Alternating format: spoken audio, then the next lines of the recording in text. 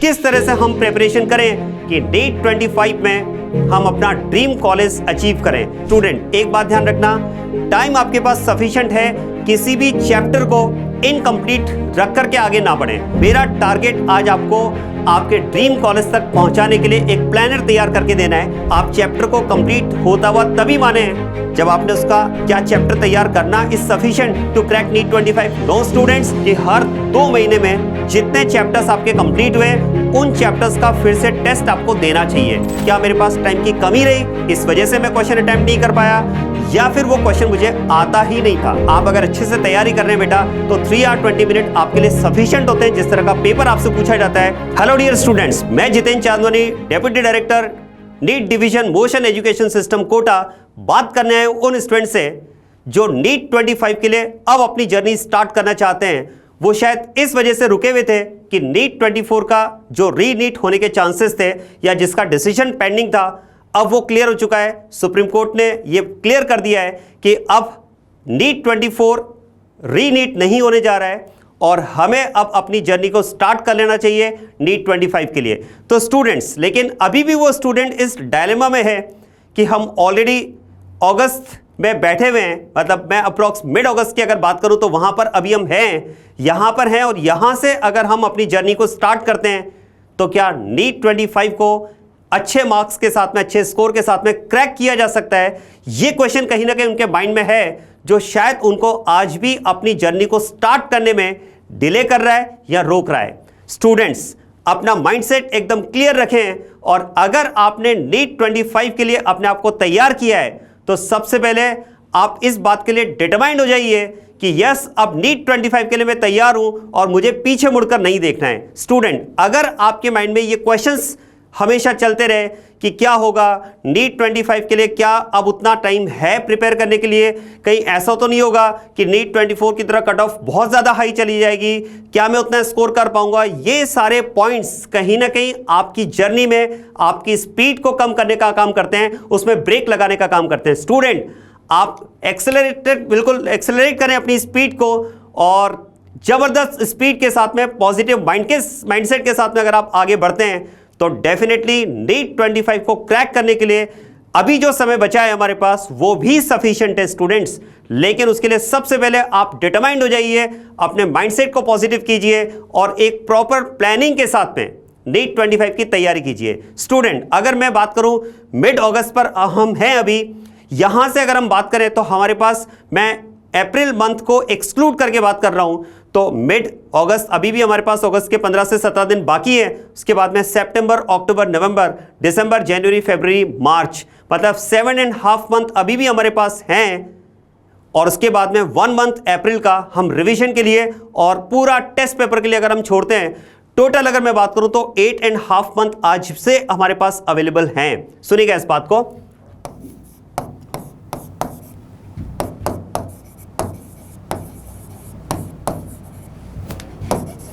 अगर हम बात करें मिड अगस्त टू मार्च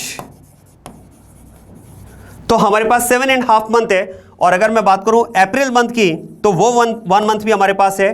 ठीक है, मई के फर्स्ट वीक में हम मानकर चल रहे हैं, जैसा हमेशा रहता है कि फर्स्ट संडे को टेस्ट होता है, फाइनल नीट का एग्जाम होता है, हम वो मानकर चल रहे हैं, तो उसके अकॉर्डिंग आज भी हमारे पास 8.5 मंथ है। डियर स्टूडेंट, ये टाइम कम नहीं होता है, लेकिन इंपॉर्टेंट है आप कितना प्रिपेयर हैं, आप अपने माइंडसेट को कितना पॉजिटिव रख करके अपनी जर्नी को स्टार्ट कर रहे हैं। स्टूडेंट्स, थोड़ा सा इस बात का ध्यान रखें कि अगर आप अपनी जर्नी स्टार्ट करते हैं तो उसमें कोई कंफ्यूजन, कोई डाउट्स नहीं होने चाहिए, और उसके लिए आपका पूरा प्रॉपर शेड्यूल स्टडी का होना चाहिए। पूरे प्लानर के साथ में आप अपनी जर्नी को स्टार्ट करें। ये प्लानर कैसा होना चाहिए, हमारा स्टडी शेड्यूल क्या होना चाहिए, किस तरह से हम प्रिपरेशन करें कि नीट 25 में हम अपना ड्रीम कॉलेज अचीव करें, जरा उसी की हम बात करते हैं इस वीडियो में। अगर आप अपने माइंडसेट को पॉजिटिव कर चुके हैं और अपनी जर्नी को स्टार्ट करना चाहते हैं नीट 25 के लिए, तो डेफिनेटली ये वीडियो आपके लिए बहुत इंपॉर्टेंट होने वाला है। इस वीडियो को आप लास्ट तक देखिए। डेफिनेटली मैं आपसे कहता हूं कि अगर आपने स्ट्रिक्टली इसको फॉलो किया तो नीट 25 में वो दिन दूर नहीं है जो आपका कॉलेज आपके सपनों को पूरा करेगा और आपका ड्रीम कॉलेज की सीट आपके हाथ में होगी। स्टूडेंट, सबसे पहले अगर बात की जाए तो आप इस बात के लिए एक प्लानर तैयार करें कि आप अपना सिलेबस फरवरी तक कैसे कंप्लीट करेंगे। बात समझना, हम ये टारगेट बनाकर चलें कि हम अपना सिलेबस फरवरी तक कंप्लीट करें, या हम ये मानकर चलें कि मैक्स टू मैक्स इसको 10th ऑफ मार्च तक हम कंप्लीट करें। मैं फरवरी टेंटेटिव लेकर चल रहा हूं, प्लस माइनस 7 डेज हो सकते हैं। तो सबसे पहले तो हम अपना सिलेबस कंप्लीशन पर काम करें।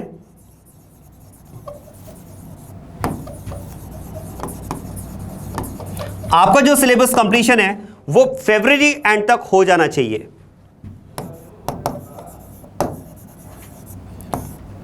इसके लिए आप पूरे सिलेबस को जो टाइम हमारे पास फरवरी तक का है उसके अकॉर्डिंग डिवाइड करें और चैप्टर वाइज चैप्टर अपने सिलेबस को कंप्लीट करते जाएं। स्टूडेंट एक बात ध्यान रखना, टाइम आपके पास सफिशिएंट है, किसी भी चैप्टर को इनकम्प्लीट रख करके आगे ना बढ़ें। चैप्टर के कंप्लीट करने का मतलब क्या है, इस बात को समझना। एक एक चैप्टर को बहुत अच्छे से आपको स्टडी करना है बेटा, और उसके लिए इस बात को आप ध्यान रखें कि किसी भी चैप्टर का कंप्लीशन हम कम बात हैं, ठीक है। चैप्टर का कंप्लीशन अगर मैं बात करूं तो एक चैप्टर का कंप्लीशन आपको कब कंसीडर करना चाहिए। पहली बात, अगर आप किसी भी इंस्टीट्यूट से कनेक्टेड हैं, आप जहां भी पढ़ रहे हैं, ठीक है, मेरा टारगेट आज आपको आपके ड्रीम कॉलेज तक पहुंचाने के लिए एक प्लानर तैयार करके देना है। तो आप जहां भी पढ़ रहे हैं वहां के आपके क्लास नोट्स,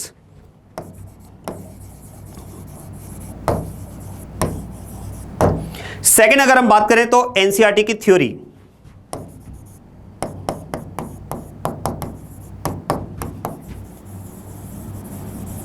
थर्ड हम बात करें इसमें क्वेश्चन प्रैक्टिस। और क्वेश्चन प्रैक्टिस में अगर हम बात करें तो इसमें module, DPPs, NCERT questions. NCERT questions में भी बेटा आप ध्यान रखना, कई बार स्टूडेंट वहां भी कंफ्यूज होते रहते हैं कि सर हम एनसीईआरटी के कौन से क्वेश्चंस करें, एक्सरसाइज लगाएं या ना लगाएं, जो इसके एग्जांपल्स हैं वो हम करें या नहीं करें, इन टेक्स्ट क्वेश्चन करने या नहीं करने। बेटा आपको ईच एंड एवरी क्वेश्चन करना है, ठीक है। आपको इन टेक्स्ट क्वेश्चन करने, आपको एग्जाम्पल्स करने हैं, और आपको एक्सरसाइज बेस्ड क्वेश्चन भी करने हैं। एनसीईआरटी के किसी भी क्वेश्चन को हमें नहीं छोड़ना है। हाँ, सब्जेक्ट टू सब्जेक्ट इसमें थोड़ा सा वेरिएशन हो सकता है, तो आप अपने जो भी सब्जेक्ट टीचर जो आपको पढ़ा रहे हैं, जो आपके साथ में कनेक्टेड है, आप उनकी हेल्प ले सकते हैं, उनके गाइडेंस में आप एनसीईआरटी तैयार करिए, ठीक है। लेकिन मुझे ऐसा लगता है कि हमें each and every question NCERT का करना चाहिए। तो क्वेश्चन प्रैक्टिस की अगर हम बात करें तो मॉड्यूल, डीपीपीज, एनसीईआरटी और साथ में पीवाईक्यूज, ये तो आपको मिनिमम करना ही है डियर स्टूडेंट्स, ये आपको करना ही है। फिर इसके अलावा हम बात करते हैं शॉर्ट नोट्स। आपको हर एक चैप्टर के शॉर्ट नोट्स जरूर तैयार करने हैं, उस चैप्टर की समरी आपको तैयार करनी है। स्टूडेंट अगर आपने अपने सिलेबस के हर एक चैप्टर को इस तरह से तैयार किया है तो यकीन मानिए वो दिन दूर नहीं है जब आपका ड्रीम कॉलेज की सीट आपके हाथ में होगी। तो आपको क्या क्या करना है, एक चैप्टर का कंप्लीशन आप तभी मानकर चलिए, आप चैप्टर को कंप्लीट होता हुआ तभी माने जब आपने उसका थ्योरी क्लास नोट से पूरी कंप्लीट कर ली है, एनसीईआरटी से आपने उस चैप्टर को पढ़ लिया है, ठीक है। क्वेश्चंस की अगर हम बात करें तो मॉड्यूल के क्वेश्चंस आप कर चुके हैं, डीपीपीज आपने लगा लिए सब टॉपिक वाइज, इसके अलावा एनसीईआरटी के क्वेश्चंस आप कर चुके हैं, in text question, example and exercise all questions, plus आपने उस चैप्टर का एक शॉर्ट नोट भी तैयार कर लिया है। तो आप मानकर चलें कि आपने चैप्टर को 100% कंप्लीट किया है और तभी आप नेक्स्ट चैप्टर पर स्विच करेंगे। इस तरह से फिजिक्स, केमिस्ट्री एंड बायोलॉजी में आप इस तरह से चैप्टर को तैयार करते चलें और ये अपना टारगेट बना लें कि मुझे ये पूरा पार्ट फरवरी एंड तक कंप्लीट कर लेना है, ठीक है। आप अगर सेल्फ स्टडी कर रहे हैं तो उसके अकॉर्डिंग आप शेड्यूल बना लें। अगर आप किसी इंस्टीट्यूट से कनेक्टेड हैं तो मोस्टली हर एक इंस्टीट्यूट में ये एक टेंटेटिव टाइम होता है, फरवरी प्लस माइनस 7-10 डेज हो सकते हैं, कोर्स कंप्लीशन की डेट होती है। तो तब तक आपका course well in time complete हो जाएगा। जैसे मैंने आपसे कहा, चैप्टर कंप्लीशन का ये तरीका होना चाहिए। अब इसके साथ में हमें और क्या करना है, एडिशनल क्या करना है। सर मैंने चैप्टर तो तैयार कर लिया है, क्या चैप्टर तैयार करना is sufficient to crack NEET 25? No students, chapter तैयार कर लिया है ये तो सही है, लेकिन वो कितना तैयार हुआ है उसका एनालिसिस भी बहुत जरूरी है। और वो एनालिसिस कैसे होगा? टेस्ट के थ्रू। तो अब आपको टेस्ट की प्लानिंग भी प्रॉपर रखनी है, ठीक है। आपको टेस्ट भी देना है, चैप्टर वाइज टेस्ट आपको देना है,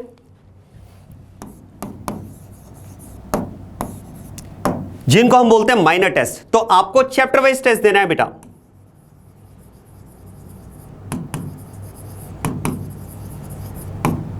ठीक है, ये आपको टेस्ट देना पड़ेगा थ्रू आउट द सेशन। इसके अलावा हमें पार्ट टेस्ट भी देने, ठीक है। ऐसा हो सकता है, देखो वो डिपेंड करता है। मैं फिर कहता हूं कि अगर आप किसी सिस्टम से कनेक्टेड हैं तो ये पूरा जो प्लानर है ये किसी न किसी तरह से आपको वहां पर मिलता है, और अगर आपको नहीं मिल रहा है तो डेफिनेटली आप इस बात के लिए वहां पर डिस्कशन करें। आप डिस्कस करके इन चीजों को इंक्लूड करें अपनी स्टडी में कि आपको चैप्टर वाइज टेस्ट देना है, इसके अलावा आपको पार्ट टेस्ट भी देना है, क्योंकि बेटा रिवीजन इज वेरी इंपॉर्टेंट। आज अगर मान लो अगस्त में आपने किसी चैप्टर को तैयार किया और उसका टेस्ट अगर आपने दे लिया, और फिर अगर मैं इस चैप्टर को मार्च में जाकर के रिवीजन के लिए उठाता हूं तो मेरे लिए बहुत डिफिकल्ट होगा इस चैप्टर में उतना ही फिर से परफॉर्म करना। तो हमें हर चैप्टर का रिवीजन टाइम टू टाइम करना होगा, तो उसके लिए इंपॉर्टेंट होते हैं पार्ट टेस्ट, या हम बोल सकते हैं उनको सेमी मेजर टेस्ट। तो इसके साथ साथ फिर पार्ट टेस्ट भी इंपॉर्टेंट है, ठीक है, जिसमें मुझे लगता है कि हर 2 महीने में जितने चैप्टर्स आपके कंप्लीट हुए उन चैप्टर्स का फिर से टेस्ट आपको देना चाहिए। मतलब बैक पोर्शन को आप साथ साथ कवर करते हुए चलें। जितना आप अपने सिलेबस कंप्लीशन पर ध्यान देते हैं बेटा, उतना ही रिवीजन पर भी आपको ध्यान देना है। रिवीजन भी उतना ही इंपॉर्टेंट है, इक्वली इंपॉर्टेंट है जितना आप सिलेबस कंप्लीशन को इंपॉर्टेंट मानते हैं। तो पार्ट टेस्ट आपको देने, ये आप मानकर चलें। जैसे एक टेस्ट आपने दिया माइनर टेस्ट में, एक चैप्टर का टेस्ट हो गया माइनर टेस्ट, उसके बाद में 2-3 चैप्टर वाइज टेस्ट होने के बाद में एक पार्ट टेस्ट आपका होना चाहिए, या एक आ जाए सेमी मेजर टेस्ट होना चाहिए, जिसमें 2 चैप्टर 3 चैप्टर का एक साथ कलेक्शन होकर के क्वेश्चंस आपसे पूछे जाएं, वो टेस्ट आप दें। ये पूरा प्रोसेस आपका फरवरी एंड तक चलना चाहिए बेटा, जिससे हम 2 काम करेंगे, ठीक है। अगर आप टाइम टू टाइम टेस्ट देते रहेंगे तो आपका सिलेबस का कवरेज जो होगा वो प्रॉपर तरीके से होता रहेगा, क्योंकि फरवरी तक हमें सिलेबस कंप्लीट करना है। तो वो कवरेज आपका प्रॉपरली शेड्यूल टेस्ट वाइज होता रहेगा। साथ में चैप्टर का एनालिसिस भी होता रहेगा कि आप उस चैप्टर में कितना तैयार हैं, ठीक है। तो ये काम आपको फरवरी तक करना है। अब पॉइंट आता है कि सर मैंने चैप्टर तैयार कर लिया है, जैसा आपने सर कहा है कि मैं क्लास नोट्स को बिल्कुल अच्छे से तैयार कर लूंगा, मैं एनसीईआरटी की थ्योरी भी अच्छे से पढ़ लूंगा, एनसीईआरटी के सारे क्वेश्चंस भी मैं लगा लूंगा, मैं पीवाईक्यूज भी कर लूंगा और मैं शॉर्ट नोट्स भी बना लूंगा। सर आपने जैसा कहा मैं वैसा करूंगा। और फिर आपने कहा कि सर मुझे टेस्ट भी देने, तो मैं टेस्ट भी दूंगा, चैप्टर वाइज टेस्ट भी दूंगा और पार्ट टेस्ट भी दूंगा। अब उसके बाद में क्या सर, मैं मान लूं कि नीट 25 को मैं क्रैक करने वाला हूं। बेटा आपने टेस्ट तो दे लिया, लेकिन अब इसके साथ में इंपॉर्टेंट है टेस्ट का एनालिसिस। टेस्ट का एनालिसिस भी इंपॉर्टेंट है बेटा। टेस्ट एनालिसिस आपको टाइम टू टाइम करना है। टेस्ट एनालिसिस की अगर बात करें तो टेस्ट एनालिसिस भी उतना इंपॉर्टेंट है जितना टेस्ट देना इंपॉर्टेंट होता है। जनरली स्टूडेंट क्या करते हैं, टेस्ट दिया, मार्क्स कैसे आए, अच्छा है बुरा है, उसको रखा और फिर अगले टेस्ट की तैयारी। नो बेटा, ऐसा नहीं करना है। जो चैप्टर का टेस्ट आपने दिया है, अगर उस टेस्ट में आपने 720 मार्क्स स्कोर नहीं किए, मेरी बात को समझना अच्छे से, किसी भी टेस्ट में अगर आपने 720 मार्क्स स्कोर नहीं किए तो बेटा अब आपको इस बात के लिए अपने आप को प्रिपेयर रखना है। आपको माइंडसेट इस बात के लिए तैयार होना चाहिए कि अगर मैंने स्कोर मेरा 720 से कम है, चाहे वो 500 हो सकता है, 600 हो सकता है, 650 हो सकता है, 680 हो सकता है, 710 हो सकता है, 715 हो सकता है, 716 हो सकता है, मैं ग्रेस मार्क्स को इंक्लूड नहीं कर रहा हूं, तो यहां तक कुछ हो सकता है, तो बेटा मुझे 716 के बाद में भी इस बात को सोचना पड़ेगा कि मेरा एक क्वेश्चन क्यों गलत हुआ है। मेरा वो एनालिसिस बहुत जरूरी है बेटा, ठीक है। मुझे तब तक नहीं रुकना है जब तक मेरा टारगेट अचीव नहीं हो जाता है, मेरा स्कोर 720 नहीं आ जाता है, ठीक है। घबराना नहीं है, मार्क्स कम आ रहे हैं, नो टेंशन बेटा, क्योंकि जिस टेस्ट में आपके मार्क्स कम आए हैं, आप यकीन मानिए वो ही टेस्ट आपको सबसे ज्यादा सिखाता है, आपकी गलतियों को बताता है। तो हर टेस्ट आपके लिए इंपॉर्टेंट है कि ठीक है, टेस्ट में अच्छे मार्क्स आना वो आपके कॉन्फिडेंस को बढ़ाता है, टेस्ट में कम मार्क्स आने से कॉन्फिडेंस लो नहीं करना है। उसको इस बात के लिए पॉजिटिवली लें कि मुझे ये टेस्ट सबसे ज्यादा सिखाने वाला है, मैंने क्या गलतियां की है उनको मैं एनालिसिस करूंगा, तो मैं टेस्ट का एनालिसिस जरूर करूंगा। टेस्ट के एनालिसिस में बेटा आप इस बात को ध्यान रखें, आपने कितने क्वेश्चन अटेम्प्ट किए, आपके अनअटेम्प्टेड क्वेश्चन कितने हैं और आपके रॉन्ग क्वेश्चंस कितने हैं। Attempted question, unattempted question and wrong questions, ठीक है। आपने जो क्वेश्चंस आपके अनअटेम्प्टेड रहे उसका रीजन आपको पता होना चाहिए। क्या क्वेश्चन के अनअटेम्प्टेड होने का रीजन लैक ऑफ टाइम था, क्या मेरे पास टाइम की कमी रही इस वजह से मैं क्वेश्चन अटेम्प्ट नहीं कर पाया, या फिर वो क्वेश्चन मुझे आता ही नहीं था। जो भी रीजन रहा हो बेटा, अगर लैक ऑफ टाइम मतलब टाइम मैनेजमेंट में अगर प्रॉब्लम है तो आप अपने टाइम को प्रॉपरली मैनेज करें टेस्ट देने के लिए। और उसके लिए आप ये कर सकते हैं कि जब भी आप प्रैक्टिस कर रहे हैं मॉड्यूल में से, एनसीईआरटी में से, पीवाईक्यूज में से, तो आप टाइमर के साथ में क्वेश्चन करें। जनरली हम क्वेश्चन क्या करते हैं, फ्री टाइम फ्री स्टाइल में क्वेश्चन करते हैं। एक एक क्वेश्चन में कई बार 10-10 15-15 मिनट लगा लेते हैं बेटा। एक्चुअल में आपके पास हर एक क्वेश्चन के लिए इतना टाइम नहीं होता है फाइनल एग्जाम में। तो उस टाइम मैनेजमेंट को माइंड में रखते हुए आप अपनी प्रैक्टिस करिए। तो टाइमर के साथ में क्वेश्चन प्रैक्टिस करिए। वीक में कम से कम 2 से 3 बार आप OMR के साथ में क्वेश्चन प्रैक्टिस करिए।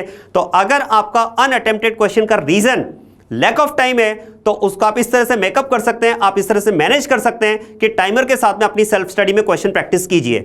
और अगर अनअटेम्प्टेड का रीजन हमें कंसेप्ट नहीं आता था तो अब इस बात का एनालिसिस से मुझे पता चलेगा कि मैं चैप्टर में कहां पर वीक हूं। बेटा कोई क्वेश्चन आपका अगर गलत हो जाता है तो आप ये नहीं मानिए कि मुझे चैप्टर नहीं आता है। जनरली स्टूडेंट ये कहते हैं सर मेरा तो ये इलेक्ट्रोस्टेट्स का क्वेश्चन गलत हो गया, सर मुझे तो इलेक्ट्रोस्टेट्स ही नहीं आता है। नो बेटा ऐसा नहीं है, ठीक है। हो सकता है कि इलेक्ट्रोस्टेट का वो पर्टिकुलर टॉपिक आपका वीक रहा हो जहां से क्वेश्चन आया और वो गलत हो गया हो, बट इसके लिए पूरे चैप्टर को ब्लेम ना दे बेटा। आप इस बात का एनालिसिस करें कि किस कंसेप्ट पर ये क्वेश्चन था और मेरा वहां पर क्या मिस्टेक हुई है। तो उसको आप देखिए, वो कंसेप्ट आपसे क्यों नहीं आया, वो कंसेप्ट आप क्यों नहीं अप्लाई कर पाए, आप उसको एक बार चेक करें, अपने टीचर की हेल्प लें और फिर उस कंसेप्ट को रीबिल्ड करें, फिर से पॉलिश करें और आगे बढ़ें। इसके बाद में आता है रॉन्ग क्वेश्चन। रॉन्ग क्वेश्चन होने का क्या रीजन है, इस बात का आप एनालिसिस करें। मे बी ये सिली मिस्टेक हो सकती है या मिसकंसेप्ट हो सकता है। आपने कंसेप्ट कुछ गलत सोच लिया, ठीक है। इसका मतलब कहीं ना कहीं सब्जेक्ट वाइज हमें काम करने की जरूरत है। और अगर सिली मिस्टेक है जिसका रीजन हो सकता है बहुत फास्ट क्वेश्चन रीडिंग आपने की हो या इनकम्प्लीट क्वेश्चन रीडिंग आपने की हो या कोई वर्ड आपसे क्वेश्चन पढ़ते टाइम स्किप हो गए हो जिसकी वजह से आपका क्वेश्चन गलत हुआ, या आपने सारे ऑप्शंस नहीं पढ़े उसकी वजह से क्वेश्चन आपका गलत हो सकता है। तो इन बातों का आप एनालिसिस करें। अगर सिली मिस्टेक की वजह से आपका क्वेश्चन गलत हुआ है तो बेटा आपको इन बातों पर काम करने की जरूरत है कि आप क्वेश्चन को प्रॉपर टाइम दें। बहुत स्पीड में क्वेश्चन नहीं पढ़ें, एक्साइटेड होकर क्वेश्चन नहीं पढ़ें, काम एंड कूल एकदम रिलैक्स होकर के क्वेश्चन पढ़ें। आप अगर अच्छे से तैयारी कर रहे हैं बेटा तो 3 आवर 20 मिनट आपके लिए सफिशिएंट होते हैं। जिस तरह का पेपर आपसे पूछा जाता है, जिस तरह के क्वेश्चंस आपसे पूछे जाते हैं, आप well in time question paper कर सकते हैं बेटा। तो इसके लिए आप स्टार्टिंग से जनरली स्टूडेंट क्या करते हैं, बहुत ओवर स्पीड में क्वेश्चन करते हैं।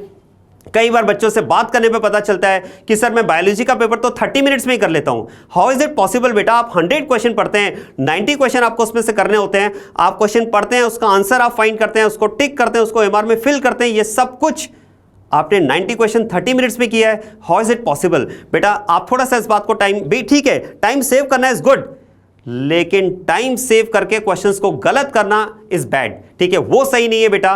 तो प्रॉपर टाइम आपको क्वेश्चन को देना चाहिए, ठीक है। आप क्वेश्चन को अंडरलाइन करते हुए पढ़िए ताकि कोई भी वर्ड जो क्वेश्चन का की वर्ड है, जो इंपॉर्टेंट वर्ड है, जिससे रिलेटेड क्वेश्चन पूछा जा रहा है, वो मुझसे मिस ना हो। सारे ऑप्शंस को पढ़िए इस तरह से आप पेपर का एनालिसिस करिए और जो जो मिस्टेक्स आपने उस पेपर में की है, या तो वो मिस्टेक्स आप एक पेपर पर लिखिए, जिस कंसेप्ट में आपने क्वेश्चन में मिस्टेक की है अपने क्लास नोट्स में उसी कंसेप्ट पर वो मिस्टेक भी आप साथ में लिख दीजिए, ताकि नेक्स्ट टाइम जब आप रिवीजन करें तो कंसेप्ट के रिवीजन के साथ साथ उस मिस्टेक का भी रिवीजन होना चाहिए जो आपने इस टेस्ट में की है, कि इस कंसेप्ट को अप्लाई करते टाइम आपने किस तरह की गलती की, ताकि मिस्टेक का जब आप रिवीजन करेंगे तो नेक्स्ट टेस्ट में बेटा आपको ये बात ध्यान रहेगी कि इस कंसेप्ट को अप्लाई करते टाइम पिछली बार मैंने क्या गलती की थी, ताकि वो मिस्टेक मुझसे रिपीट ना हो। बेटा मिस्टेक नहीं हो कोई प्रॉब्लम नहीं, हम उसे फिर सही करेंगे, लेकिन मिस्टेक रिपीट नहीं होना चाहिए बेटा। इस तरह से अगर आप अपनी प्रीवियस मिस्टेक्स को एलिमिनेट करते जाएं तो वो दिन भी आएगा बेटा नीट 25 का, मई का पहला संडे, जब आप फाइनल नीट का एग्जाम दे रहे होंगे और आप सारी मिस्टेक्स को एलिमिनेट करके मैक्सिमम स्कोर आप उसमें करने वाले होंगे। तो पेपर का एनालिसिस इज इक्वली इंपॉर्टेंट। जितना इंपॉर्टेंट पेपर देना होता है उतना इंपॉर्टेंट उसका एनालिसिस भी होता है बेटा। तो इन बातों का ध्यान में रखते हुए हम फरवरी तक अपनी जर्नी को इस तरह से बढ़ाएंगे और अपना कोर्स कंप्लीट करेंगे, टेस्ट और पार्ट टेस्ट, माइनर टेस्ट और पार्ट टेस्ट के साथ में। सर अब मैं फरवरी में आ चुका हूं, अब मुझे आगे क्या करना है? अब उसके बाद में बेटा मार्च और अप्रैल ये बात आप ध्यान रखें, मार्च और अप्रैल में अब हमारा प्रॉपर रिवीजन और सेमी मेजर मेजर टेस्ट का टाइम आ चुका है बेटा। तो अब वहां पर आपको क्या करना है, मैंने आपसे कहा था कि जब भी आप चैप्टर तैयार करेंगे आपको चैप्टर में शॉर्ट नोट्स जरूर तैयार करना है बेटा, क्योंकि यही शॉर्ट नोट्स आपको मार्च और अप्रैल में बहुत ज्यादा काम आने वाले हैं। क्योंकि बेटा इतना टाइम हमारे पास नहीं होता है कि हम टेस्ट की फ्रीक्वेंसी भी बढ़ा लें और पूरे क्लास नोट्स में से वर्ड टू वर्ड फिर से चैप्टर को पढ़ें। तो उस टाइम पर आपके लिए शॉर्ट नोट्स बहुत इंपॉर्टेंट होते हैं बेटा। आप शॉर्ट नोट्स के थ्रू चैप्टर्स का रिविजन करें, लेकिन ये शॉर्ट नोट्स अभी नहीं बेटा, ये मैं मार्च और अप्रैल की बात कर रहा हूं। अभी तो प्रॉपर आपको चैप्टर को अच्छे से तैयार करना है, उसका ईच एंड एवरी सब टॉपिक आपको तैयार करना है। क्योंकि क्वेश्चन किस सब टॉपिक में से आ जाएगा बेटा हमें नहीं पता होता है। हमें कोई सेलेक्ट सिलेक्टेड स्टडी नहीं करना है, हमें पूरी अच्छे से स्टडी करना है, हर एक वो सब टॉपिक कवर करना है जो आपके एनसीईआरटी में दिया हुआ है। तो ये शॉर्ट नोट्स आपको काम आएंगे मार्च और अप्रैल में। तो मार्च और अप्रैल में आपको क्या करना है बेटा, अपने सेमी मेजर्स देने हैं और मेजर्स देने हैं। फुल सिलेबस टेस्ट हम अप्रैल में फुल सिलेबस टेस्ट देंगे पूरे अप्रैल मंथ में, ठीक है, जिसमें हमें क्या करना है, हमने पूरा सिलेबस का टेस्ट दिया, अब हम चेक करेंगे कि मेरे कौन कौन से क्वेश्चंस गलत हुए। मैं उन क्वेश्चन से रिलेटेड थ्योरी को फिर से पॉलिश करूंगा, फिर से रिवाइज करूंगा। अगला टेस्ट फिर से मैं गलतियां कर रहा हूं तो उस गलतियों को मैं सही करूंगा, अपने शॉर्ट नोट्स के थ्रू चेक करूंगा कि मैंने क्या मिस्टेक की है, उस कंसेप्ट को मैं सही करूंगा और फिर आगे बढ़ूंगा। ये जर्नी हमारी मार्च और अप्रैल में रहेगी बेटा। और मैं आपसे कहता हूं बेटा कि आज से लेकर के एग्जाम देने तक अगर आपके किसी भी कंसेप्ट में डाउट है, किसी भी चैप्टर में अगर डाउट है, किसी भी क्वेश्चन में अगर डाउट है, तो clear your doubts, please please please clear your doubts. कई बार बच्चे हेजिटेट करते हैं टीचर से डाउट्स पूछने में, बिल्कुल आपको कोई हेजिटेशन नहीं रखना चाहिए बेटा। डाउट्स आपके टाइमली क्लियर होने चाहिए, क्योंकि कोई भी डाउट अगर वो रहता है तो हो सकता है उसी से रिलेटेड अगर क्वेश्चन आया तो बेटा एक क्वेश्चन की कीमत बहुत ज़्यादा हमें चुकानी पड़ती है फाइनल एग्जाम में। तो आपको कोई भी डाउट नहीं रखना है बेटा पेंडिंग, उस डाउट को आप क्लियर करते चले। हो सकता है कि उस डाउट की वजह से आपके और आगे के कंसेप्ट्स और अच्छे से क्लियर हो जाएं बेटा। तो डाउट्स को आप टाइमली क्लियर करते हुए चलें, अपने टीचर्स के कॉन्टैक्ट में रहें और पॉजिटिव एटीट्यूड के साथ में आगे बढ़ें बेटा, कॉन्फिडेंस के साथ में आगे बढ़ें, ठीक है। ये सब वो बातें जो आपकी पढ़ाई के साथ साथ उतना ही इंपॉर्टेंट होती है। अपनी हेल्थ का ध्यान रखें। और मैं फिर आपसे कहता हूं कि अगर आपने डिसाइड कर लिया है कि नीट 25 के लिए मुझे तैयारी फिर से स्टार्ट करना है, अपनी जर्नी को स्टार्ट करना है, तो अपने डिसीजन को राइट प्रूफ करने के लिए पॉजिटिव माइंडसेट के साथ में आगे बढ़िए, इस प्लानर के साथ में आगे बढ़िए। डेफिनेटली आप अपने ड्रीम कॉलेज तक पहुंचेंगे बेटा। तो मुझे ऐसा लगता है कि शायद ये वीडियो आपको डेफिनेटली हेल्प करेगा। आगे के हमारे 8.5 मंथ की जर्नी कैसी होनी चाहिए, ठीक है, किस तरह से मुझे अपने आप को तैयार करते हुए चलना है, ठीक है, वो मैंने आपको इस वीडियो के माध्यम से बताने की कोशिश की है बेटा। और मोशन पर हम जैसा कि बच्चों को तैयार करा रहे हैं, यहाँ पर नीट के लिए प्रिपरेशन चल रही है। 21 अगस्त से एक नया बैच हम अचीवर का लेकर आ रहे हैं, जिसमें हाईली एक्सपीरियंस टीचर आपको पढ़ाएंगे बेटा। और इसमें आपको साथ में डीपीबीज मिलेंगी जो इस तरह से तैयार होती है कि वो AI बेस्ड डीपीबीज होती है, ठीक है, जो आपकी मिस्टेक्स का एनालिसिस करता है, ठीक है। खुद मशीन जो है वो आपकी मिस्टेक्स को एनालाइज करेगी और आपकी वीकनेस के अकॉर्डिंग, आपके वीक टॉपिक्स के अकॉर्डिंग आपको डीपीबीज बनाकर देगी। इस तरह का ऑप्शन भी मोशन पर है। तो बेटा आप तैयार हो जाइए, ठीक है। और नीट 25 में बेस्ट कॉलेज में पहुंचने के लिए आपकी जर्नी में मोशन परिवार आपके साथ में, आपका JC सर आपके साथ में। Wish you all the best.